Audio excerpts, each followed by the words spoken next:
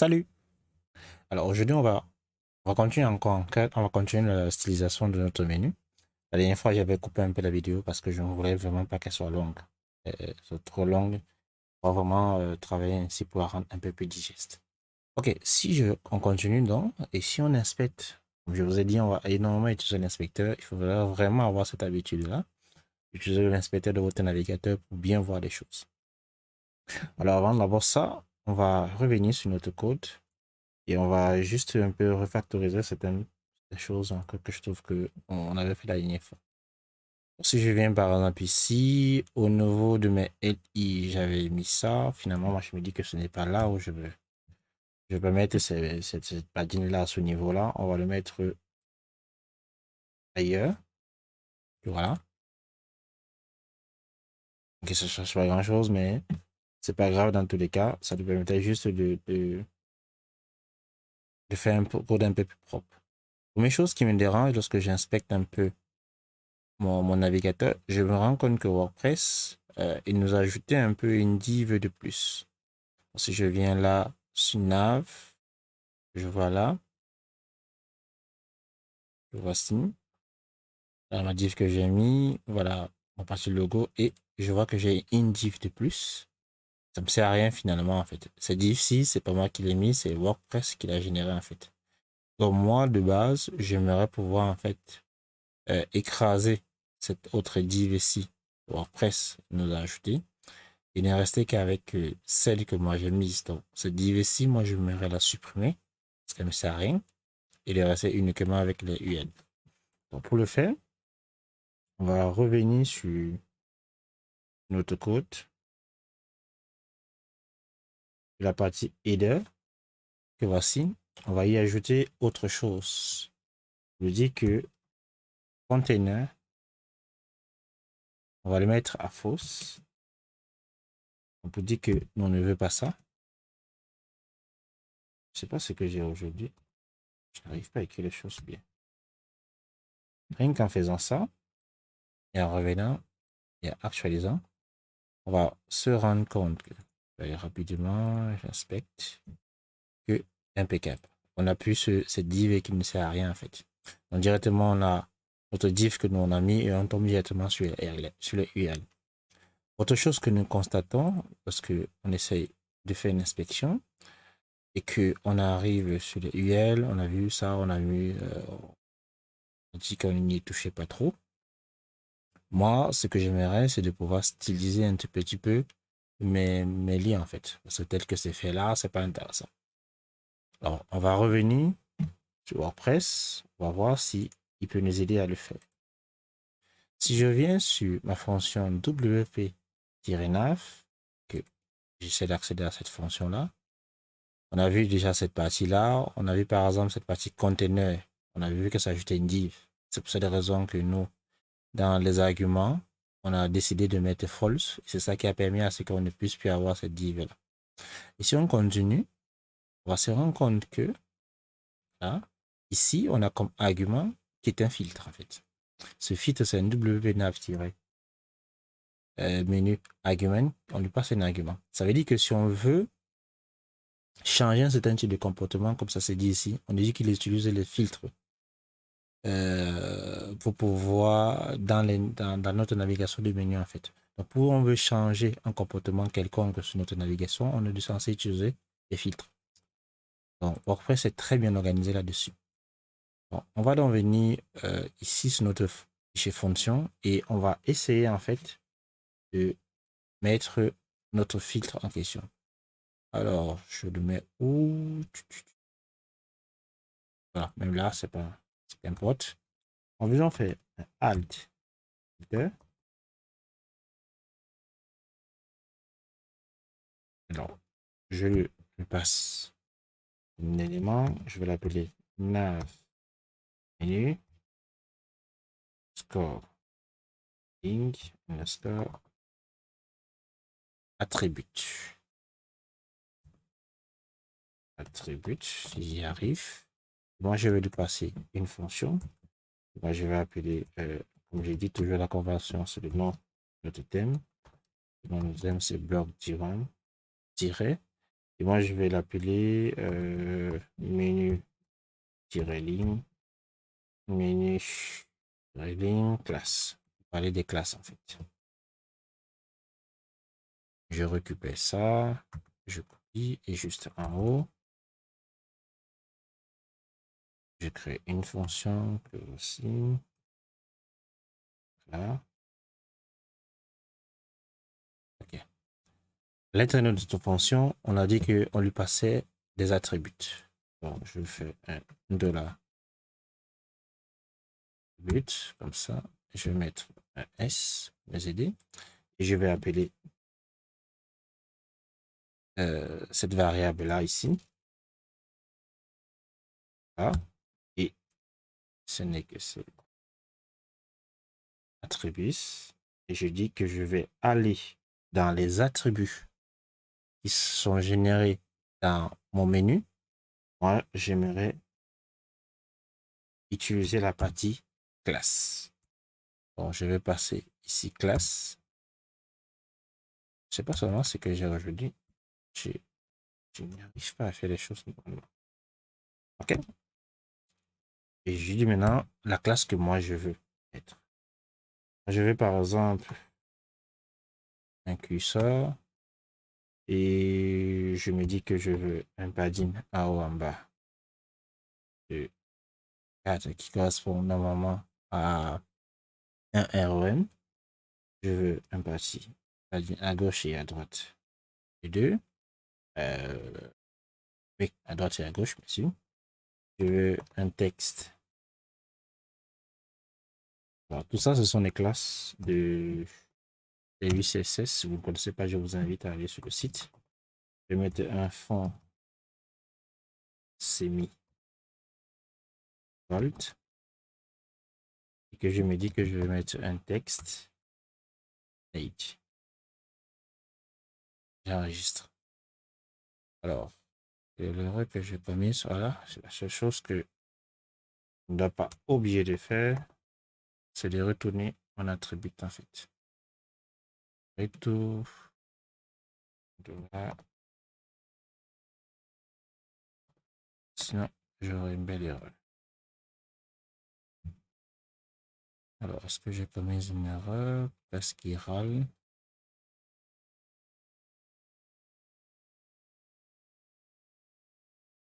Est-ce qu'il n'est pas content?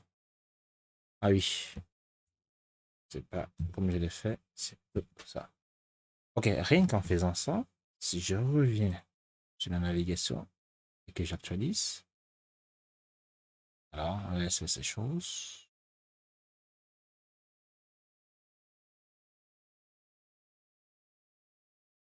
Impeccable. On voit très bien que si je viens là, je vois exactement ce que je voulais comme comportement. Je vois toutes ces classes que j'ai ajoutées au niveau de mes liens. J'ai customisé dans mes liens comme j'aimerais en fait qu'ils soient. C'est cette directive-là qui permet de le faire. Maintenant, nous, ce qu'on se dit, c'est que si on essaye d'aller là, voilà, c'est pas très beau parce qu'on essaie de faire les choses de manière responsive. Alors, il faudrait qu'on arrive à customiser en fait notre menu pour que lorsqu'on est sur le téléphone, et que le comportement soit un peu plus différent. Bon, c'est ce que on va tenter de faire cette fois-ci. Alors, on revient sur notre code et on essaie un peu de voir la structure que nous avons sur notre code. On revient sur header. Donc, pour l'instant, c'est la structure laquelle nous avons. Nous, on veut une structure qui permet en fait que ce soit responsive. Bon, je me dis que par exemple, dans ce cas de figure, que voici, je vais avoir un token, c'est-à-dire que je vais avoir un menu, ce bouton qui permet d'afficher le menu responsive en fait. Donc, je devrais pouvoir le créer. Et lui, normalement, devrait s'afficher pendant que le menu de base, c'est-à-dire que le menu de base pour les appareils, pour les desktops et autres, lui, normalement, ne devrait pas s'afficher. On va mettre une classe ici. Et on va dire que de base, ce menu ne s'affiche pas. Mais que lorsque on est sur des écrans qui commencent sur la taille des tablettes en montant, on met un display bloc. Dans notre cas figure, on fera d'abord qu'un display bloc. Donc, on met juste un bloc, c'est-à-dire qu'il doit s'afficher dans ce cas de figure. Et juste en dessous, on va mettre une autre div. On va mettre une classe. Et lui, de base, il est affiché. Mais que lorsque on est dans les écrans d'une la taille des tablettes en montant, lui, il ne doit pas s'afficher. On met un hidden. OK. À l'intérieur, je vais y mettre un bouton. Voici.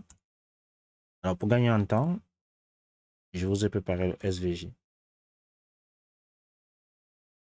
Ça, c'est vraiment pour gagner en temps. J'ai préparé un fichier SVG pour que les choses aillent un peu beaucoup plus rapidement. Et je vais y mettre une certaine classe à l'intérieur.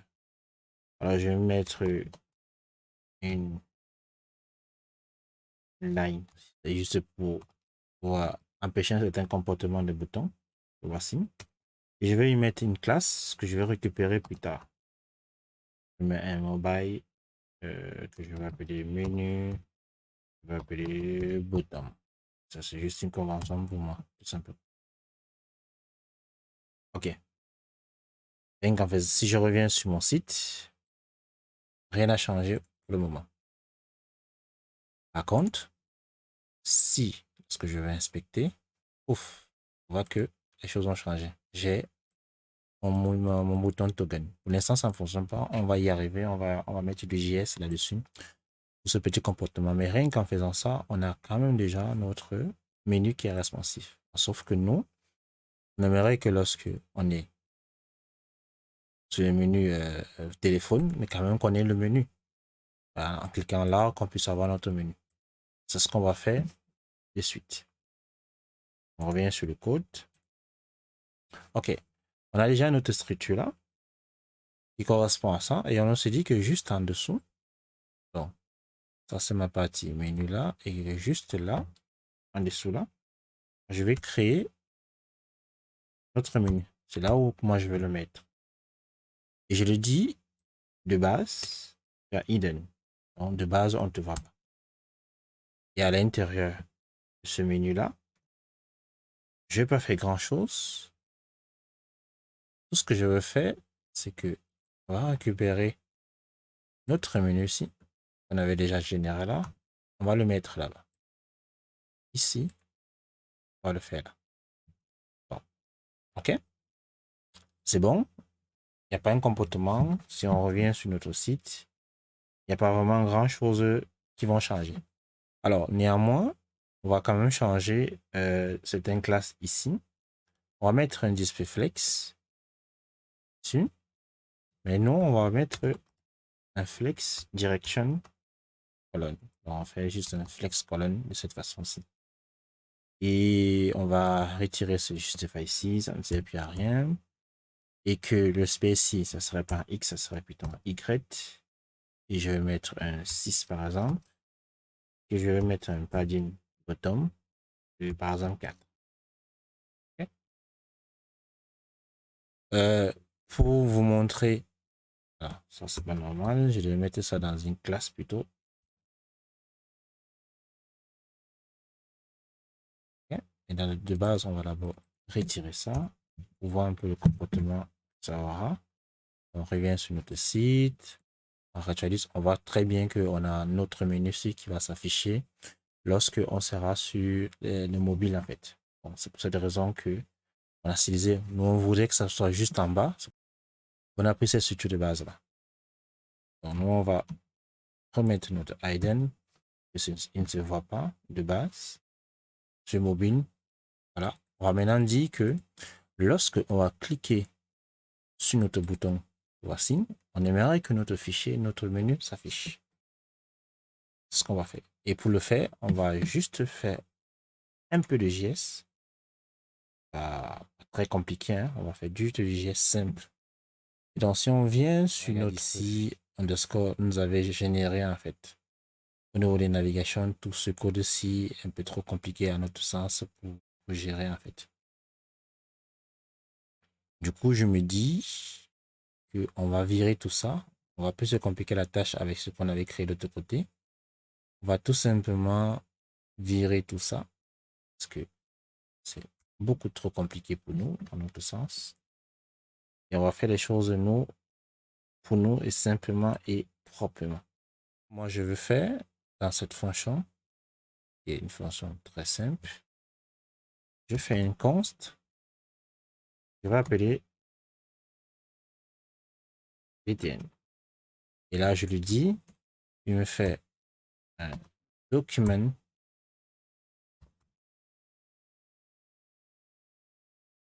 C'est vraiment compliqué. Là, document.query selector.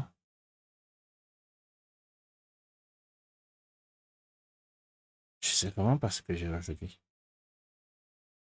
Je n'arrive pas à écrire les choses. OK? Je lui dis, tu me sélectionnes la classe qu'on avait créée de part. Donc, si on vient ici, ici j'avais mis cette classe-là. Bon, c'est elle que je dois récupérer. Alors, on a pas besoin de ça. Je disais que je vais charger ça. Alors, pour charger une classe, je mets un point. Je dis, sauf qu'il n'y a pas de point ici. OK? Je dis, tu me charges ça. Et puis, je crée const, que je vais appeler menu.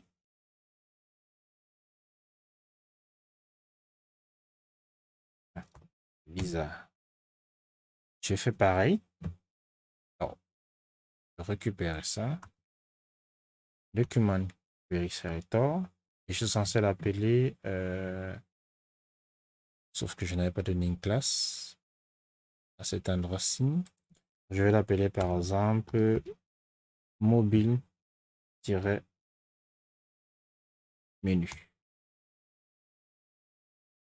Ah, bizarre. Je l'appelle ici, comme ça. OK? Et maintenant, qu'est-ce que je fais? Je dis bottom. Lorsque tu vas voir ce comportement, add event listener, si tu vois cet événement qui est l'événement quoi? Clic. Ben, lorsque tu vois ça, on appelle une fonction. Je vais faire une fonction fléchée. Je vais aller rapidement. Appelle de et dans cette fonction fléchée, tu me dis menu. Et dans menu, qu'est-ce que tu fais? Tu mets une classe liste et je mets Google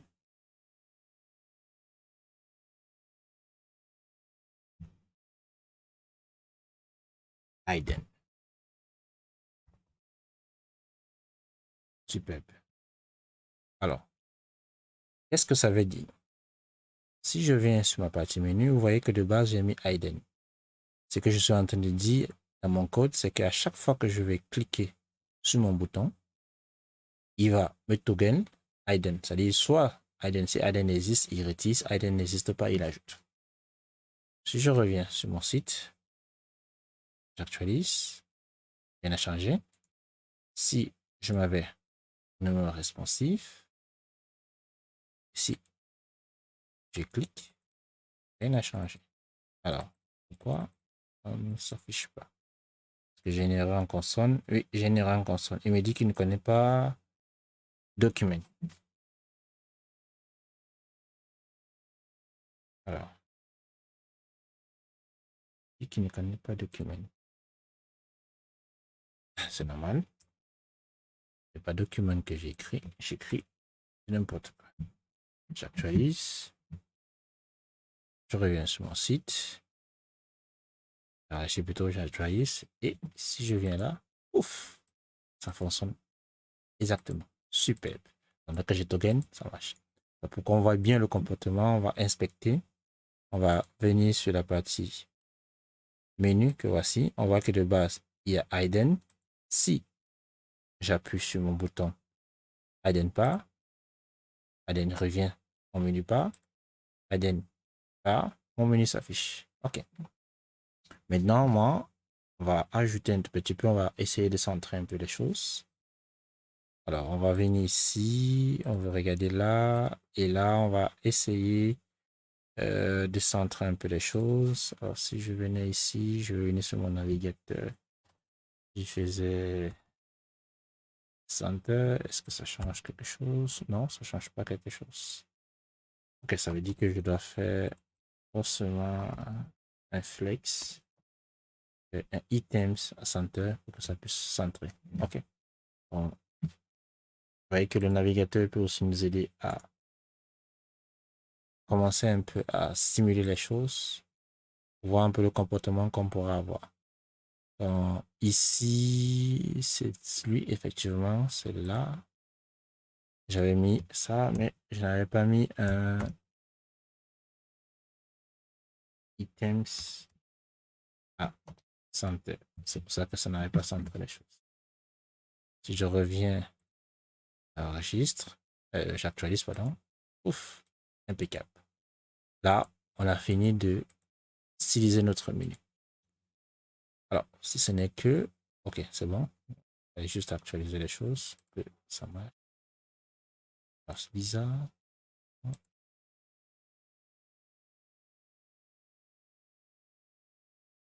Ok, impeccable. Ok, on va se dire à plus tard. Se dire à plus.